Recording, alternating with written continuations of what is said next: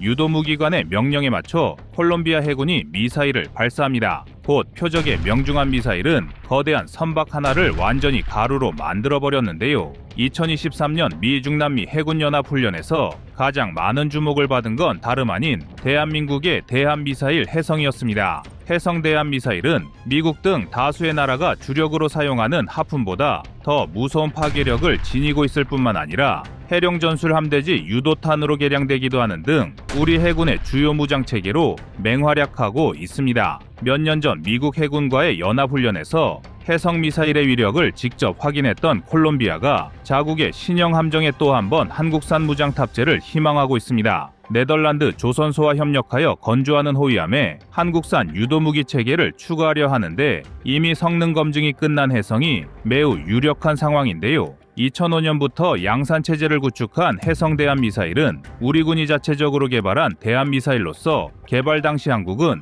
약 1조 원의 외화를 절약하는 효과를 얻었습니다. 비록 미사일의 한 발당 가격은 하푼보다 비싸지만 외산 무기를 도입하는 행정 절차를 없애고 생산 배치 비용이 내수로 돌기 때문에 실질적으로 한국의 국방 예산과 경제에 미치는 효과는 상당했던 것입니다. 그런 해성이 콜롬비아로 추가 수출된다면 자연스럽게 생산 단가도 하락할 것이며 경제적 이익을 더 얻을 수 있으니 한국은 우리 해군의 전투력 증가와 방산 수출 효과를 동시에 얻게 됩니다. 그런데 해성의 콜롬비아 추가 수출을 앞두고 과거 콜롬비아 해군에서 해성이 불발된 사건이 다시 수면 위로 올라오고 있습니다. 이미 불발 사례를 가진 무기 체계가 다시 수출된다면 한국산 무기의 신뢰성이 떨어지는 것 아니냐는 우려가 나오는 것인데요. 그렇다면 해성 미사일은 정말로 문제가 많거나 신뢰성이 떨어지는 미사일일까요? 그래서 준비했습니다. 오늘은 그동안 대중들에게 잘못 알려졌던 해성 대한 미사일의 오해를 분석하고 콜롬비아가 해성을 추가로 더 도입하려는 이유에 대해 알려드리겠습니다.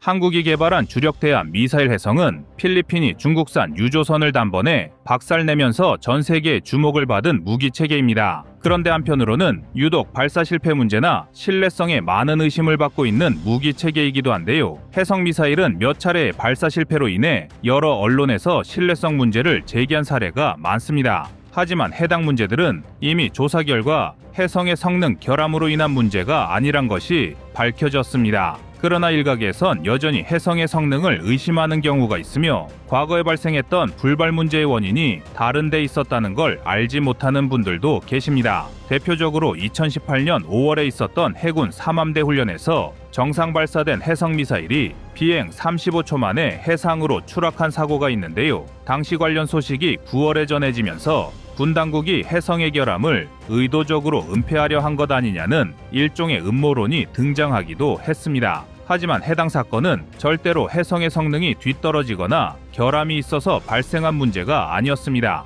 해성은 발사 직후 일정 시간 동안 적 표적을 탐지하지 못하면 민간이나 아군의 불필요한 피해를 유발하지 않도록 바다로 추락하는 일종의 자폭 기능을 장착하고 있습니다. 만약 표적을 탐지하지 못한 미사일이 아군 지역에 떨어진다면 자칫 큰 피해가 발생할 수 있기 때문에 표적 탐지 불가 시 피해 위험이 적은 바다로 향하도록 설계한 것인데요. 이때 자폭까지 걸리는 시간 세팅을 훈련 참가 인원이 실수로 35초에 맞추다 보니 발생한 문제였습니다. 즉, 사용자의 훈련 숙달과 집중도 문제였을 뿐 미사일의 성능 자체에는 전혀 문제가 없던 것인데 우리 군은 여기에 그치지 않고 오히려 미사일의 소프트웨어에 시간 장입 실수를 거를 수 있는 설정을 추가함으로써 더 높은 신뢰성을 확보하기 위해 노력했습니다. 게다가 해성의 불발 사태는 해외에서도 있었습니다. 해성의 성능 논란을 불러왔던 국가는 다름 아닌 콜롬비아인데요. 지금 추가로 해성 미사일을 군함에 탑재하려는 콜롬비아에서 이러한 일이 발생했다는 것이 상당히 의외입니다.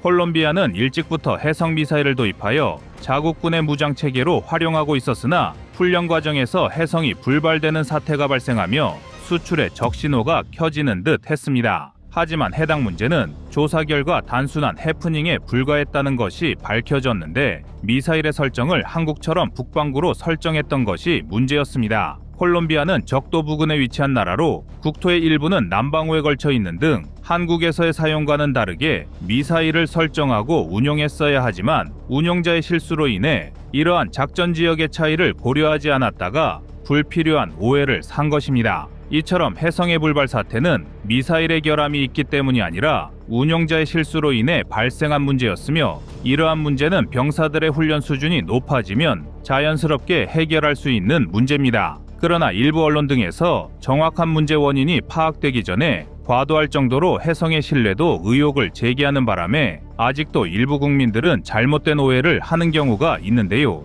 하지만 콜롬비아 측에서 네덜란드 조선소가 제작한 군함의 해성을 탑재한다면 이러한 오해를 해소하고 우리 대한민국의 미사일 전력이 재조명받는 계기가 될 것입니다. 현재 콜롬비아는 자국의 국영 조선소가 네덜란드의 다멘 조선소와 협력하여 새로운 호위함을 건조하고 있는데, 한국의 방산업체는 다멘 조선소와 해성 미사일 탑재를 논의하고 있습니다. 또한 해성 이외에도 콜롬비아가 개최한 방산 전시회에서 청상어, 경어뢰 등을 선보인 바 있어 한국 해군이 운용하고 있는 다양한 무기 체계가 콜롬비아로 수출될 확률이 높은 상황입니다. 그렇다면 해성은 어떤 장점을 갖추고 있어 콜롬비아의 사랑을 독차지하고 있는 걸까요? 해성은 최대 사거리가 180km 이상으로 대한미사일의 대표 주자인 하푼보다 우수한 사거리를 보유하고 있습니다. 하푼 미사일은 공대함, 함대함, 잠대함 등 다양한 방식으로 적 함정을 타격할 수 있는데, 공중에서 투사하는 AGM-84D는 약 220km의 사거리를 보유하고 있지만 해성과 동일한 방식 함대함 버전은 140km에 불과합니다. 하푼과 함께 대한미사일의 양대 산맥으로 불리는 액조세 미사일도 블록 3 단계에만 180km의 사거리를 달성하였을 뿐, 블록 1과 블록 2는 해성보다 짧은 사거리를 보유하고 있습니다. 즉,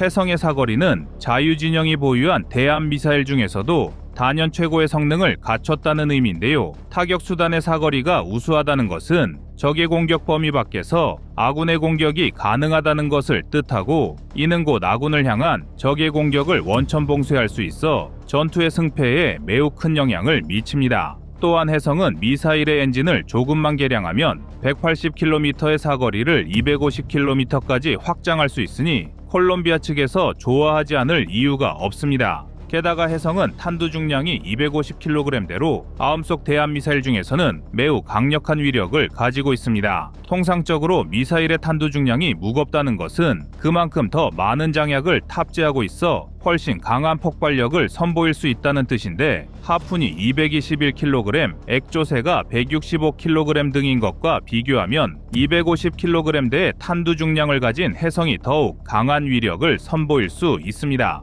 250kg의 탄두 위력이 어느 정도인지 쉽게 감이 오지 않을 수도 있는데요. 러시아 우크라이나 전쟁에서 만재배수량 12,000톤급의 슬라바급 순양함을 격침시킨 R-360 넵튠 미사일의 탄두 중량이 150kg 수준이었으니 250kg대의 탄두 중량을 가진 해성은 사실상 항공모함 정도를 제외하면 격침하지 못할 군함은 없다고 봐도 무방합니다. 일례로 미국의 알레이버크급 구축함은 플라이트 3를 기준으로 9,800톤의 만재배수량을 지니고 있으며, 주말트급 구축함은 16,000톤의 만재배수량을 지니고 있습니다. 또한 중국의 차기 주력 구축함인 055형 구축함은 추정 만재배수량이 13,000톤이니 사실상 미국, 러시아, 중국 등 세계 최정상급 군사강국들의 주력 함정도 1만 톤 내외의 배수량 규모를 지니고 있습니다. 다시 말해 150kg의 탄두 중량을 가진 대한미사일조차 1만 톤 이상의 체급을 지닌 적 함정을 격침할 수 있는 상황에서 250kg대의 탄두 중량을 가진 해성은 적이 어떤 함정을 끌고 오더라도 모조리 박살 낼 수 있는 위력을 선보일 것입니다. 이 밖에도 해성은 최대 8개의 변침점을 통해 아군의 함정과 섬들을 피할 수 있도록 설계되었으며,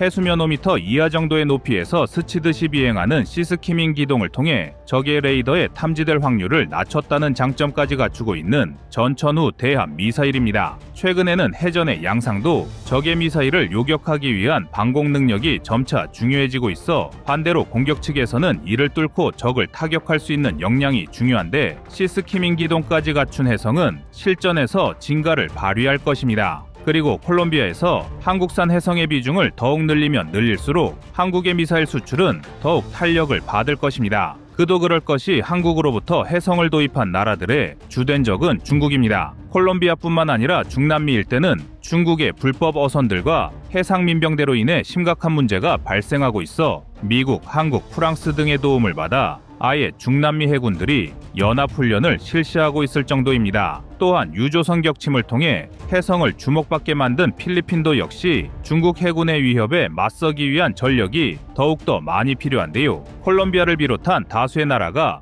해성을 탑재하고 임무를 수행하게 되면 유사한 안보 환경을 가진 나라들에서도 얼마든지 해성 도입을 검토할 수 있다는 것입니다. 특히 해상에서 중국은 아예 우방이 없는 것과 마찬가지인 상황입니다. 그나마 파키스탄이 중국과 우호적인 관계를 형성하고 군사 분야의 협력을 이어가고 있지만 파키스탄은 인도 건너편에 위치하고 있어 서해, 남중국해, 태평양 등에서 중국 해군을 도울 수 있는 여력이 아예 없으며 태평양 근처에 위치한 대다수의 나라들은 중국 해군과 적대적인 관계를 유지하고 있는데요. 이는 곧 해성 도입을 검토해 볼 수 있는 나라들이 차고 넘친다는 것을 말합니다. 따라서 한국은 콜롬비아 해군 함정에 해성을 추가함과 동시에 더 많은 국가들이 해성 대함 미사일을 탑재할 수 있도록 협력 관계를 구축해야 합니다. 앞으로 해성 미사일은 중국 해군의 발호를 저지하고 인도 태평양 일대의 평화를 유지하는 선봉장 역할을 수행할 것입니다.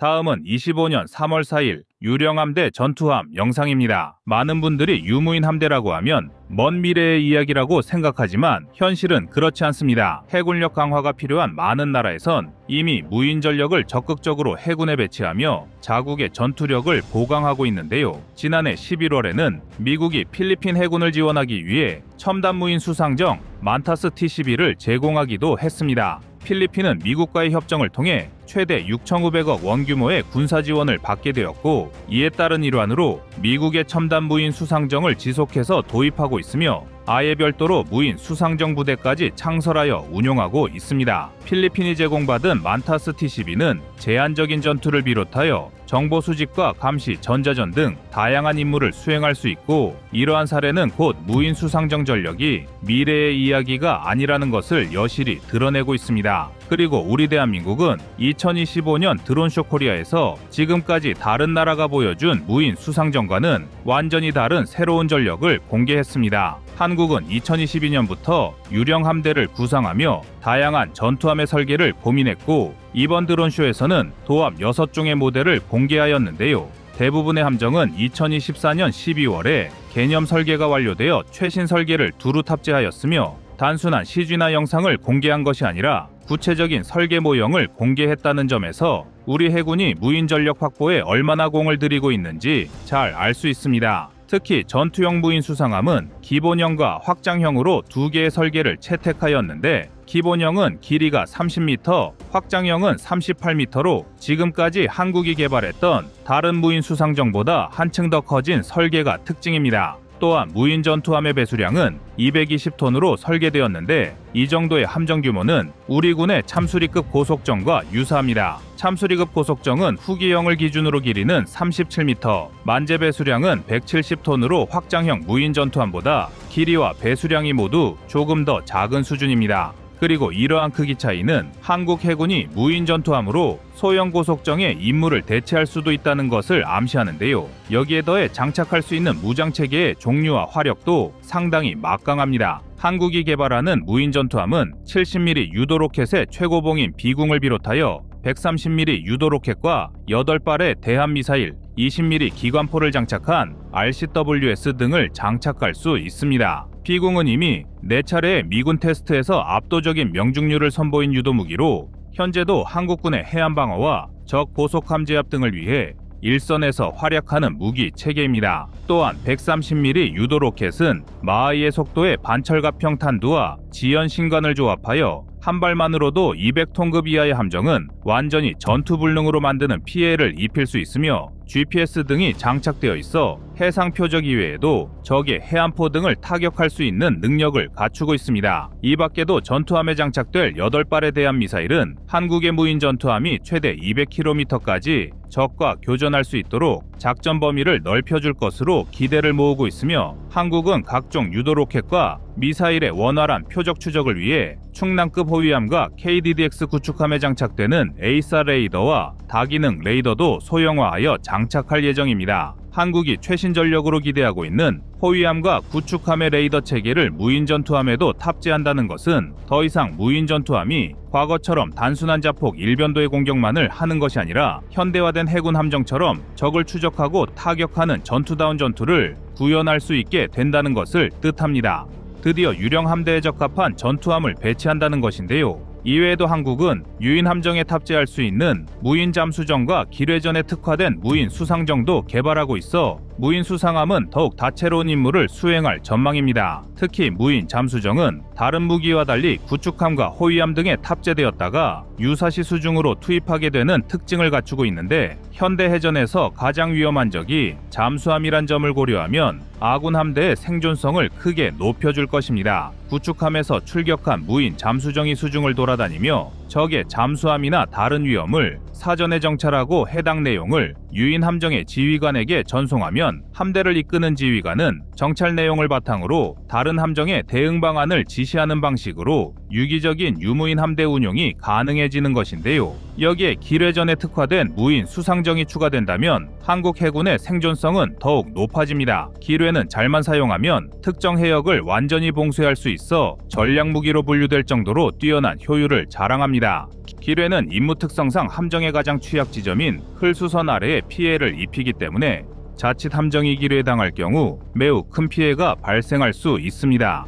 따라서 작전 해역에 한 발의 기뢰만이라도 발견이 되면 주변 지역을 대상으로 소해 작전을 완료하기 전까지는 군용 함정뿐만 아니라 민간 선박의 기동조차도 완전히 봉쇄되는데요. 더욱이 현대전장은 막대한 장비와 물자가 동원되기 때문에 항시 안전한 수로와 항만을 확보하는 것이 계속해서 중요해지고 있습니다. 그러나 기뢰를 제거하는 소해 작전은 위험성이 매우 높아 아무리 뛰어난 소해함을 보유한 나라여도 작전 부담이 매우 높습니다. 하지만 사람이 직접 탑승하지 않는 무인 수상정이 기뢰 제거에 투입된다면 우리 군은 유사시 발생할 수 있는 인명피해의 위험을 완전히 차단한 상태로 소해 작전을 실시할 수 있습니다. 단 한 명의 병력까지도 목숨을 잃지 않게 하려는 의지가 엿보이는데요. 이처럼 한국은 다양한 전투함과 무인 수상정을 통해 유령 함대를 구축하고 변화하는 현대전장의 흐름을 주도할 준비를 마쳤습니다. 아닌 게 아니라 앞으로는 인도태평양 지역에서 얼마나 강력한 유무인 함대를 구성하느냐가 국가안보에 직접적인 영향을 미칠 것입니다. 중국은 미국조차 따라잡기 힘든 속도로 엄청난 물량의 해군 함정을 찍어내고 있는데,